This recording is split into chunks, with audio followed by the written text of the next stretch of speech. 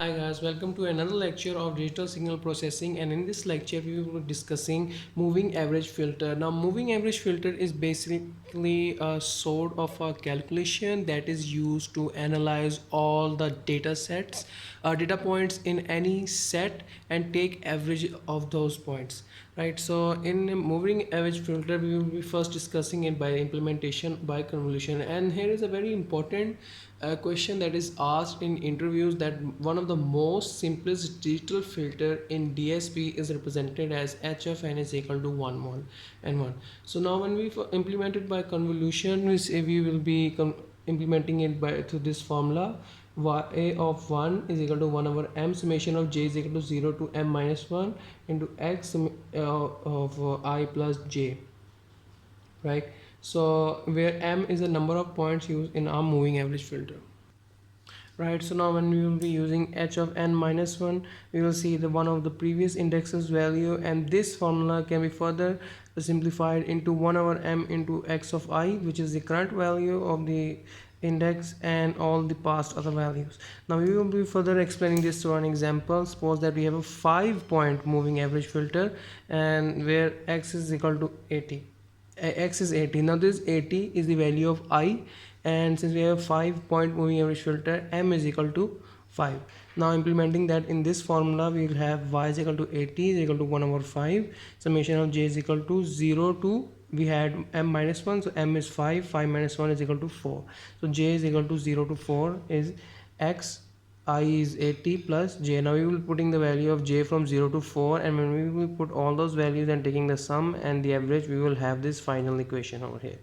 And as an alternative, the group of points from the input can be chosen symmetrically around the output. For example, if we have a graph like this, at this side it will also be like this at this side. For example, if we have values of 80, and if I was equal to 80, so we will take 2 points further, 81, 82, and 2 points backwards, 79 and 78.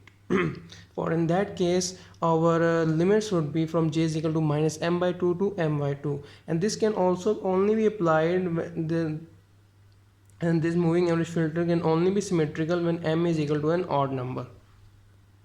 Moving forward towards our next topic, we will be seeing the moving average filter, noise reduction versus step response. Suppose that we have an original signal that is kind of like this. Now as you can see, it is a very distorted signal.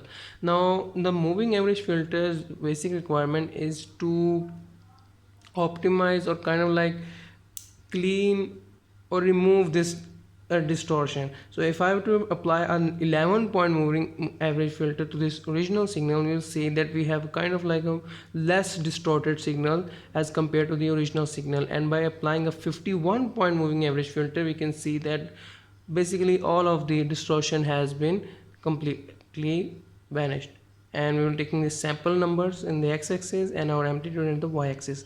Now similarly, to find the frequency response of the moving average filter, we have the formula h of f is equal to sine pi f m divided by m sine by or sine of pi f, right? So I have taken 3 points, three type of moving average filter. One is a 3-point moving average filter, one is a 11-point moving average filter, and one is a 31-point average filter. So its graph can be represented like this through many deductions and calculations and simulations.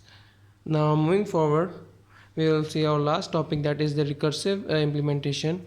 We will see that we call this recursive implementation because the result in one calculation is used in future calculation. So this is the basic heavy word in this, and we use this formula in this implementation. Y of I is equal to y of I minus 1 plus x of I plus p minus x of I minus q, where p is equal to m minus 1 by 2, and we already know what m is, and q is equal to p plus 1. Now this is one of the fastest algorithm used in moving average filter. Why? Because of 4 reasons. Number 1, it only needs 2 computational per points regardless of the length. As you can see, we are only using Gaussian and Blackman filter. Next is the mathematical calculation. There are only 2 types of mathematical calculation in this type of implementation. One is the addition and the other is subtraction. and it has a very simple index scheme, and it can be represented using integers. So that was all for today's lecture. Thank you so much.